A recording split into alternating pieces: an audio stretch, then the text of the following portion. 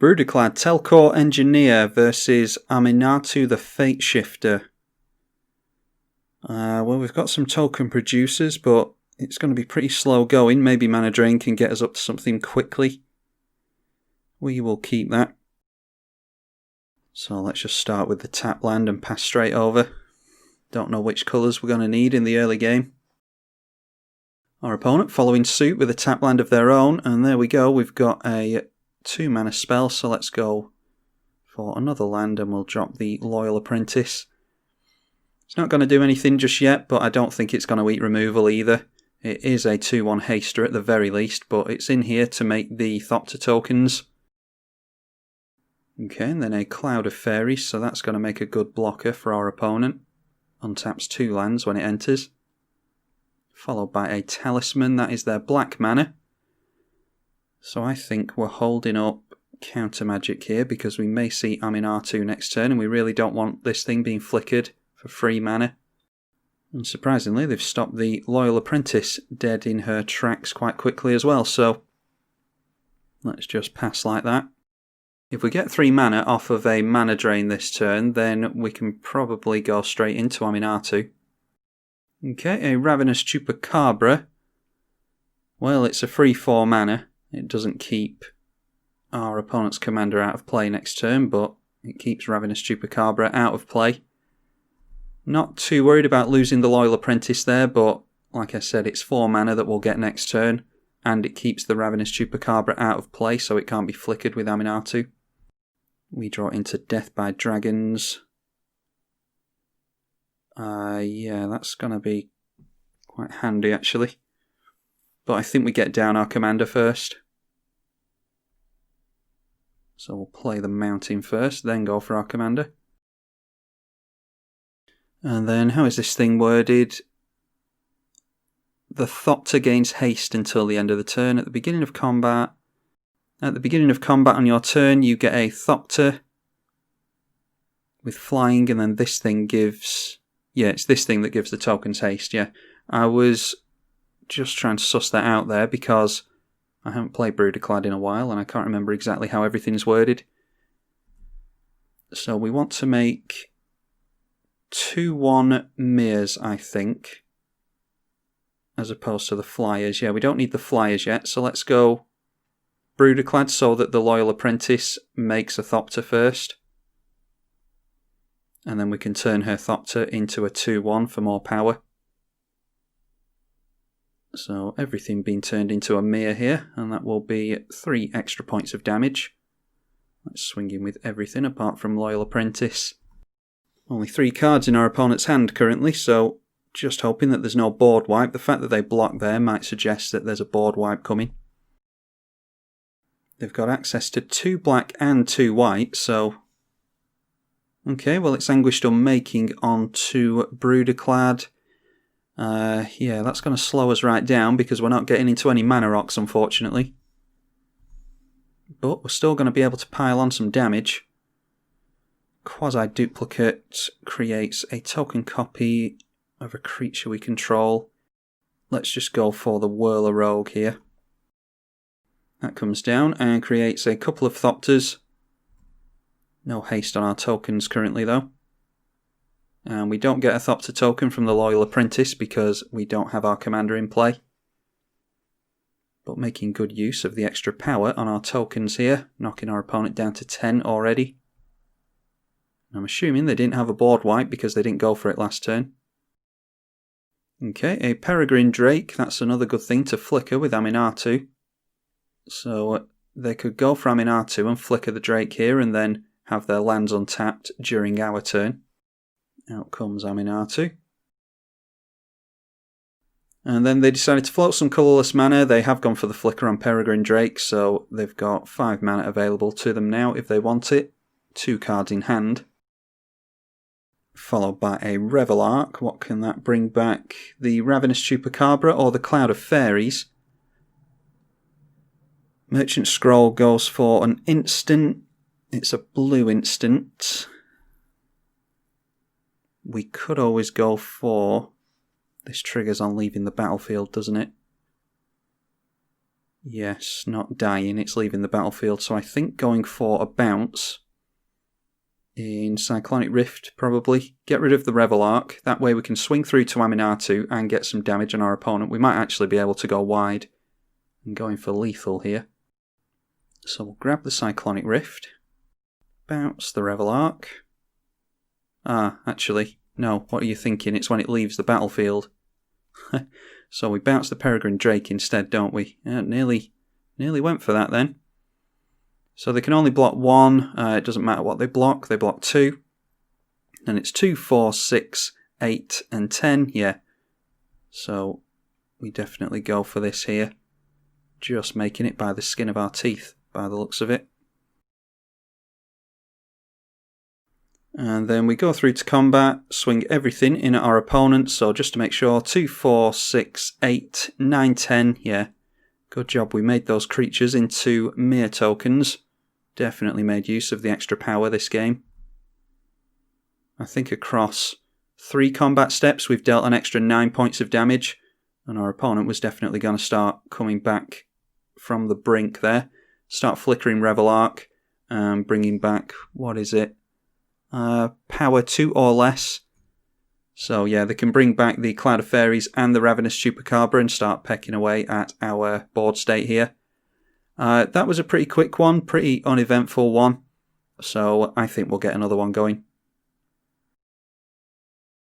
Brudiclad Telchor Engineer versus Kess Dissident Mage. Are we going to be able to go fast enough with Kess in play?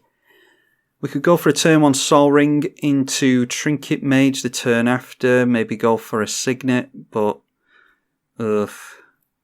yeah, just out of curiosity, I'm going to risk that one and hope that our opponent doesn't get going really quickly. In my experience, Kess runs all the Moxies and things like that, so it tends to be more of a eedi-H mana base. Luckily for us, they're just getting off to as slow a start as we're about to. I know we've got a turn 1 Sol Ring, but we don't have as much to do with that as you might think. And there we are, they get into a talisman. We get a land, which is huge. So now we've got 4 mana. We can go for... What can we go for? We could just go for Brudiclad, couldn't we? If we go Trinket Mage into our mana vault. Actually, no. I'm going to try and get a bunch of tokens in play with Hanweir Garrison. Yeah, let's go for Hanweir Garrison first. Then it is Kess coming down with no instants and sorceries in the bin. Merchant Scroll could slow our opponent down with a bounce like we did last game. Let's swing him with the Hanweir Garrison and we'll get some tokens. And they block with Kess, so that gets rid of that. Then let's...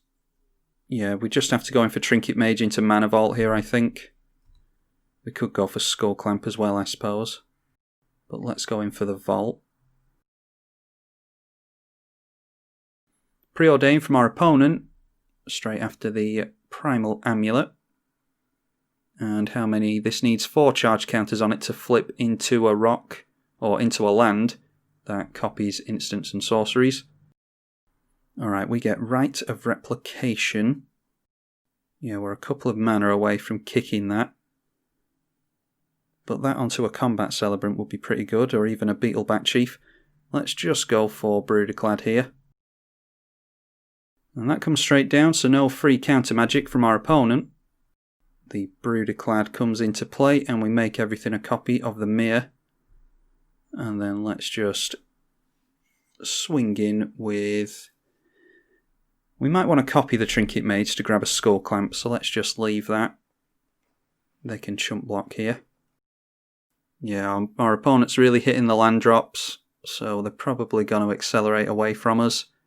The Temple Bell might help us, though. Well, there's a land.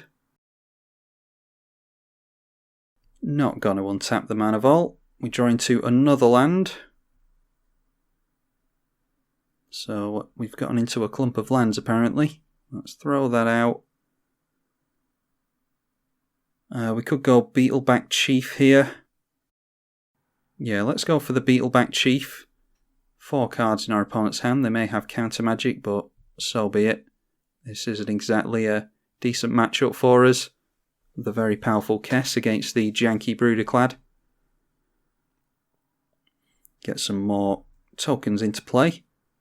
Then Brudiclad triggers again for another Mir. And we'll make them a copy of the Mir.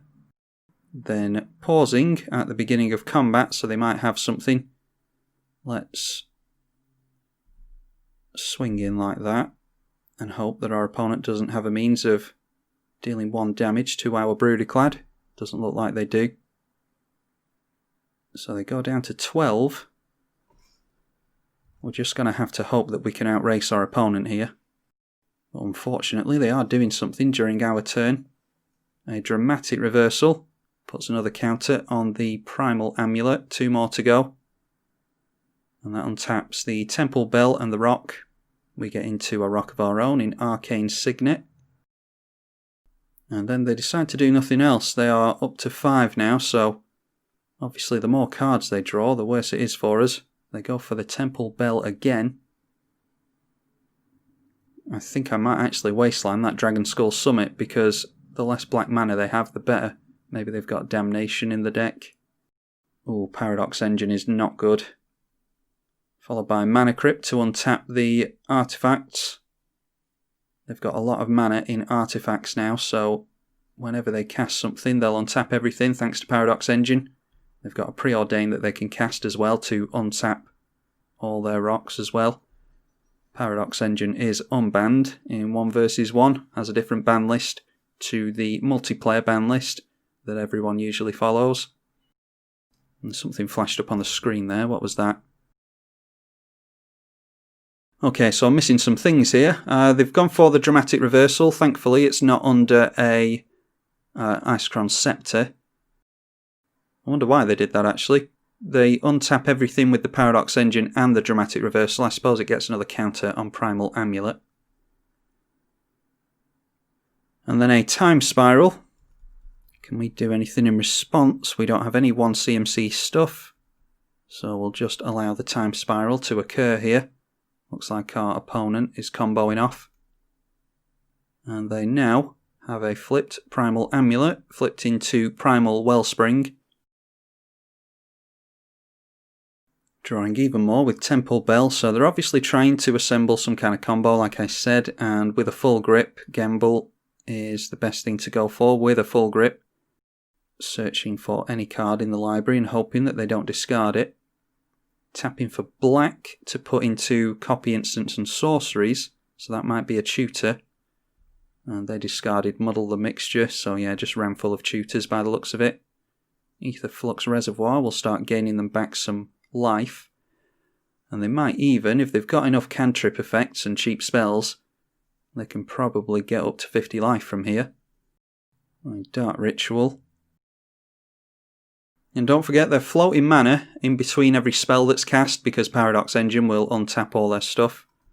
Okay, we've got a Spell Pierce. That's actually worth considering whilst our opponent does all this stuff. Yep, a Cabal Ritual. We're just going to let that go. Aether Flux Reservoir can go as well. And then each player draws a card again. They are all the way up to 23 life now, and they've got a whole heap of mana in tow. Plus, they've still got a full grip of 7. They pretty much go infinite here by the looks of it, because they can keep drawing cards, keep tapping their rocks for infinite mana. As long as they've got cheap spells to play, they can keep drawing cards, keep untapping all this for mana, and cast whatever it is that they draw into. And this has been going on for a while now, so I don't actually remember if our opponent cast... Can they only do 1 thing from the bin? You may cast an instant or sorcery. I assume they've done that already. Okay, Toxic Deluge. Yeah, we'll just let it go. I'm just going to fast forward through all of this now and wait for my opponent to win the game. They've got a Storm count of 10 as well, so they might have a Storm card in hand. But it looks like they're just setting up the Aether Flux Reservoir win.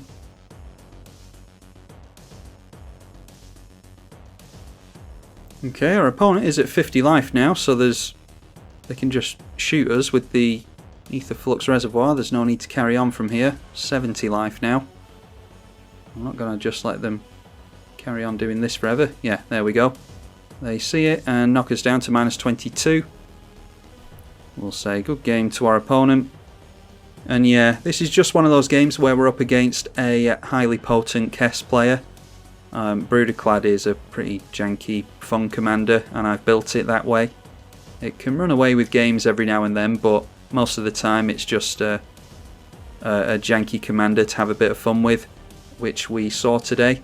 Didn't get into any big, powerful tokens, unfortunately, but we won one and lost one, so that'll do for this time around.